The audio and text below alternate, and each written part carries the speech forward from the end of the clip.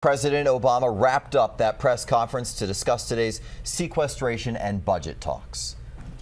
What's important to understand is that not everyone will feel the pain of these cuts right away. The pain, though, will be real.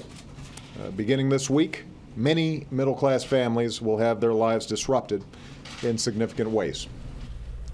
Now, the forced spending cuts are expected to take effect at 11:59 tonight. Meanwhile, the sequestration showdown continues with few signs of hope that a deal can actually be reached. Jamila Banji is live in the newsroom. She's got more details on today's budget talks, as well as some local reaction.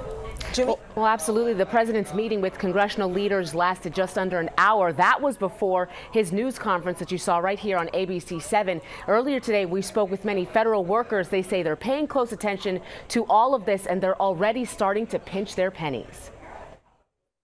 The very people who voted for the $85 billion in forced spending cuts set to kick in at midnight are not at work today.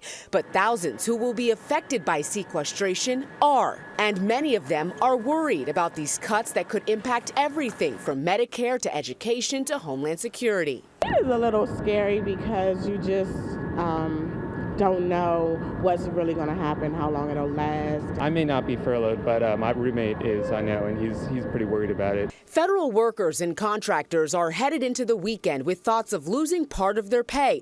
Just the mere mention of the word furlough has Candace Woods thinking about scaling back. I have to cut back on eating out, going out, shopping, things like that. You just have to think more about what you need versus what you want. President Obama wants to avoid the forced budget cuts in part with some tax increases. Republicans say no. Several House members of the GOP said today it's the government that needs to get its spending under control without cutting money from top priorities like national defense. There's lots of options out there to do both of those things. We need the Senate and the president to adopt one. Meanwhile, as the clock winds down to midnight, those looking to Capitol Hill say the blame rests in the middle of both the left and the right. I think the best way would have been to work together and find a solution about 3 months ago.